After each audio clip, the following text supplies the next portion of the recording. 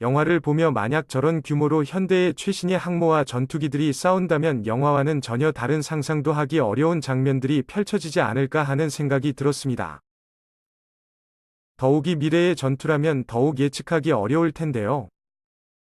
무기 전문가들이 말하기를 6세대 전투기를 앞세운 앞으로의 공중전은 그야말로 UFO와 같은 전투기들이 펼치는 스타워즈나 다름없을 것이라고 합니다. 그렇다면 현재 개발 중인 6세대 전투기들은 어떤 것들이 있으며 얼마나 가공할 성능을 가지게 되는 걸까요? 미국을 시작으로 6세대 전투기들의 가공할 성능과 위력에 대해 알아보겠습니다. 현재 우리나라 주변국들은 극초음속 미사일 개발 경쟁에 박차를 가하고 있습니다. 러시아에서는 속도가 8에 이르는 지르콘 미사일과 40의 속도로 날아가는 미사일 아방가르드 미사일을 개발 중에 있으며 중국에서도 둥펑 17 같은 미사일을 개발 중입니다. 특히 아방가르드 미사일은 정교하게 비행하며 적의 레이더만과 MD 미사일을 피해 활공할 수 있는 글라이더 탄두를 가지고 있어 무서운데요.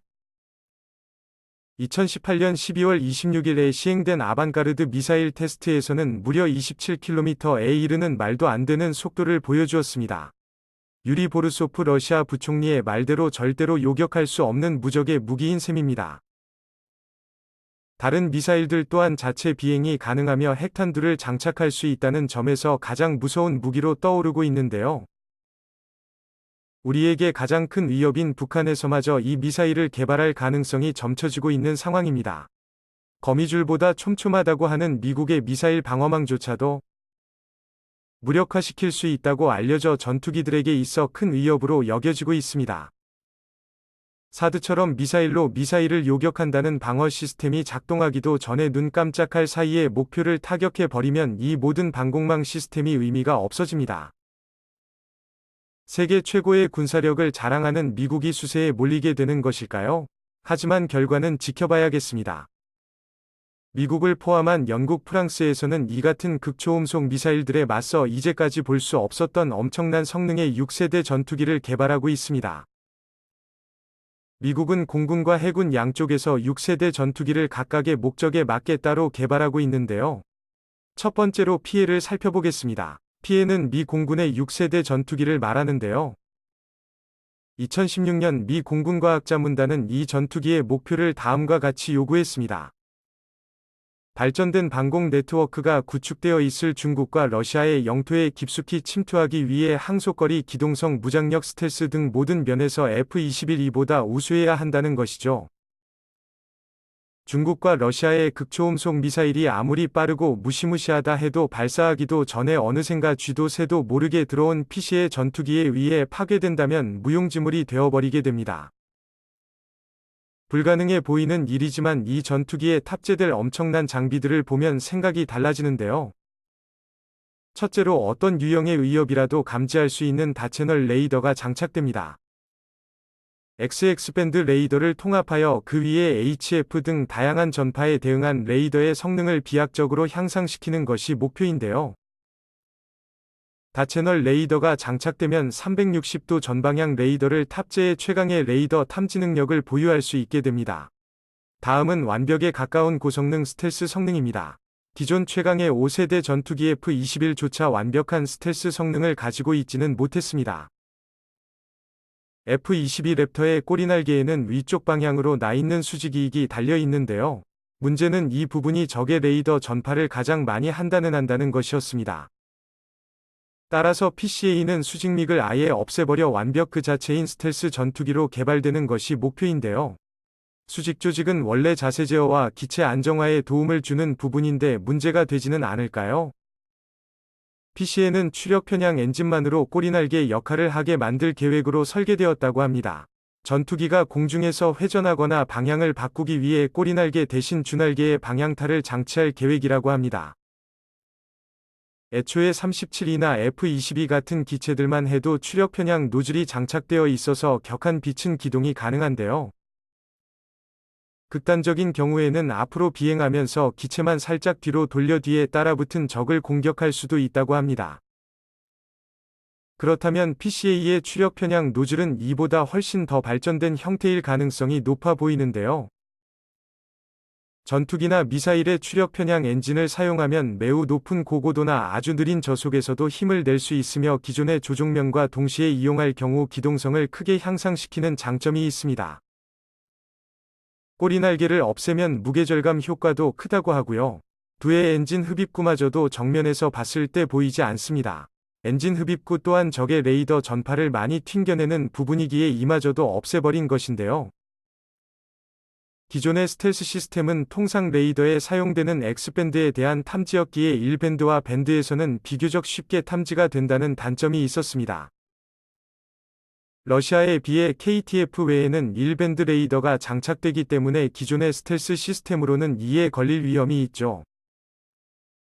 미국의 6세대 전투기는 이 모든 것에 걸리지 않는 멀티스펙트럼 스텔스 기체를 목표로 하고 있습니다. 따라서 현존하는 어떤 레이더로도 이 PCA를 탐지하는 것은 불가능할 것으로 보입니다. 다만, 에 대한 모든 정보를 조종사에게 제공하는 센서 통합 항전 장비입니다. 이 장비는 F-35에 있는 센서 퓨전의 상위 호환이라고 할 수 있는데요.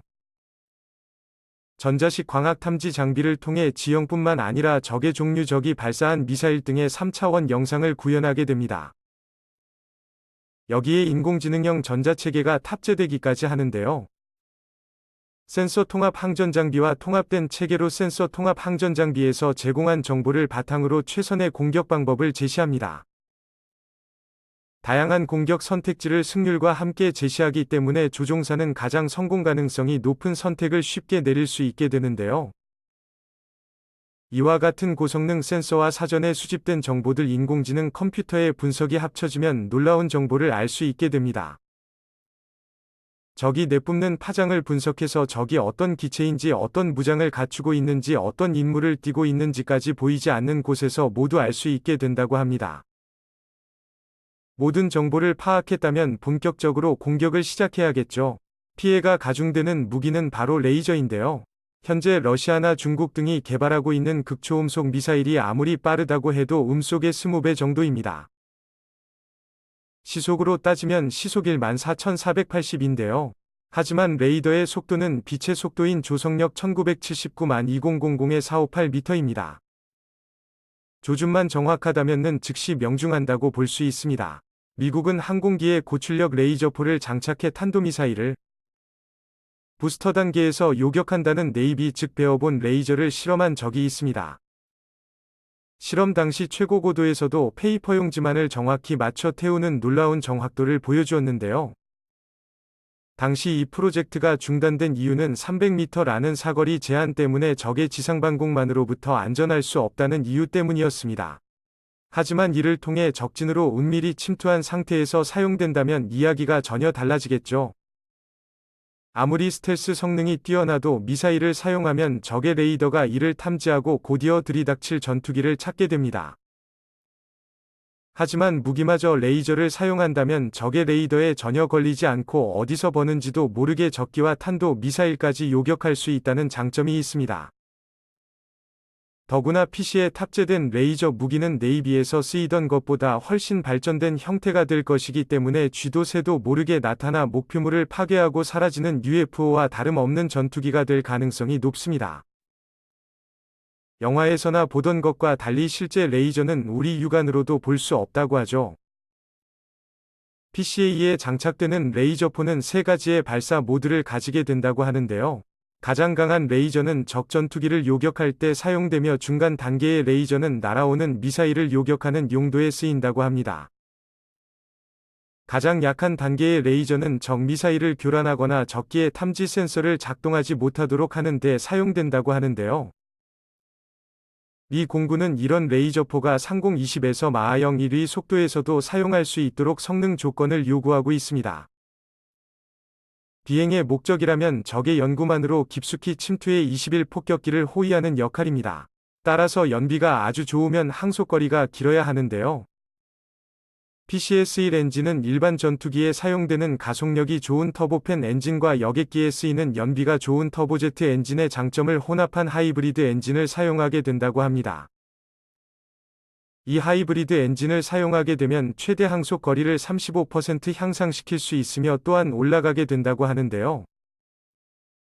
F-22 랩터와 마찬가지로 애프터 버터를 연소시키지 않는 상태에서 초음속 순항이 가능한 슈퍼 클로징이 가능하다고 합니다.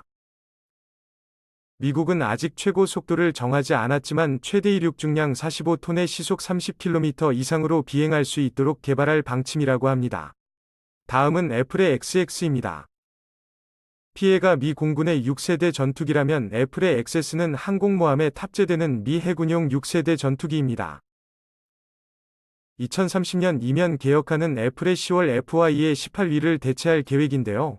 PCA와 마찬가지로 수직 미략이 없는 가오리 구조 동체를 가진 쌍발기 형태를 띠고 있습니다. 공군용인 PCA와의 가장 큰 차이점이라면 해군용인 애플의 XS는 항속거리보다 빠른 속도에 초점을 맞추고 있다는 것입니다. 애플의 XS는 항공모함에 탑재되어 매우 빠른 시간 안에 적의 거점을 타격하고 돌아올 수 있도록 하는 것이 목적이기 때문입니다.